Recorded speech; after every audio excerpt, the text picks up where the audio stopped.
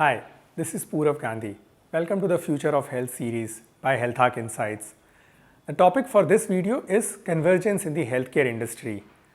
What is convergence? Convergence is when all your devices, all your equipment, your entire ecosystem starts becoming one and there is no clear demarcation or boundary between each one of them.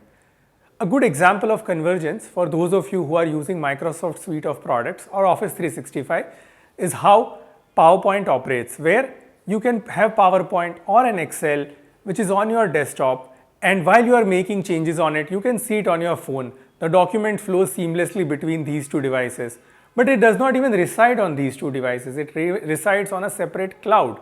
And now your colleague or a friend can also actually work on the same document in parallel. So the entire ecosystem has become one, and now to use it within Microsoft Teams does not require an extra step. So how does this play out within healthcare industry? Because it's slightly different. It has way more number of stakeholders and a lot of complexity. But let us try to declutter that complexity. So first of all, right, let's define the basic interaction between the patient and the physician. This now has moved to the mobile phone or your laptop or desktop, where you could, through telemedicine, start interacting with the physician.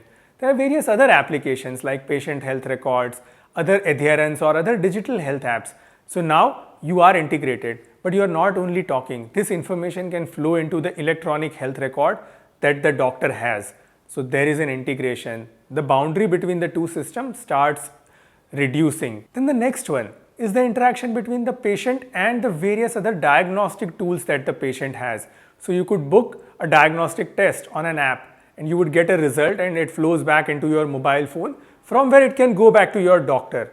There are also other sensors, point of care testing devices like your home blood glucose monitor or home BP monitor, which will again go into an app.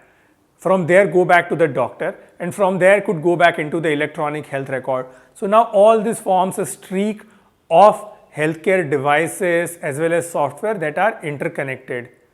Now the next flow is how your devices sometimes directly interact with the healthcare provider. So for example, the diagnostic equipment in a lab is connected on a central server sitting within a medical device ecosystem. So if there are 10,000 or 100,000 lab equipment installed worldwide, the data might still reside on one cloud that the medical device manufacturer has. A good example of this is when COVID happened and a test was introduced. Every lab did not need to buy this test. They had to buy the reagent, but the test was configured within the equipment through patching across hundreds of thousands of devices. This is because all this is interconnected into one seamless system. So now your medical device is also connected to a central server from the manufacturer to the provider. So you go all the way from patient to your provider back to your medical device or life science manufacturer. Now add one more variable. How does the payer come in? So the payer or your insurer and your provider can start sharing your files and records and say that this and this patient has come to my hospital and this claim needs to be authorized in a cash or a cashless manner. So the patient, provider and payer are now interacting in one seamless way. And on the back end, the payer is also monitoring how this device or a medicine is doing and how much should they reimburse for it.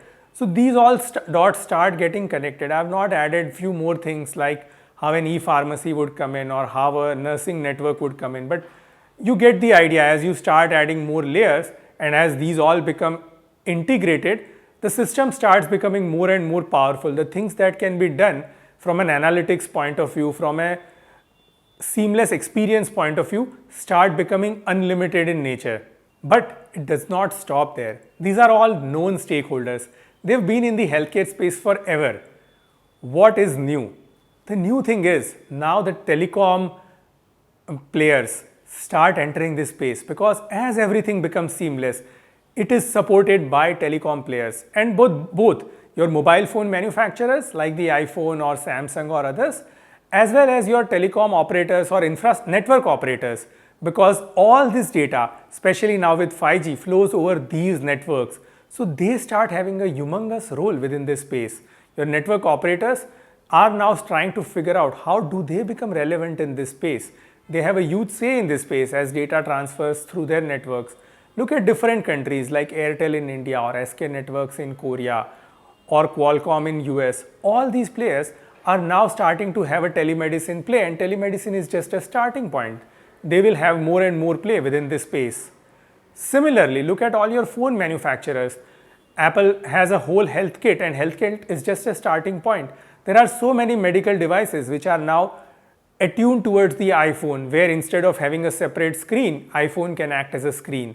So now these phone manufacturers have a big play within the healthcare system. So the system is expanding. It's interesting. These new players are driving in disruption, and this will keep improving the patient experience, improving outcomes. At the same time, for all the current incumbents, this will also provide a huge challenge. They have to figure out that how do they synergize with these new telecom players, and at the same time, how do they ensure that they stay relevant in this industry. Well, thank you for watching this video. Let's keep talking more on the space. Would love to hear your thoughts and have an interaction on the convergence in the healthcare space.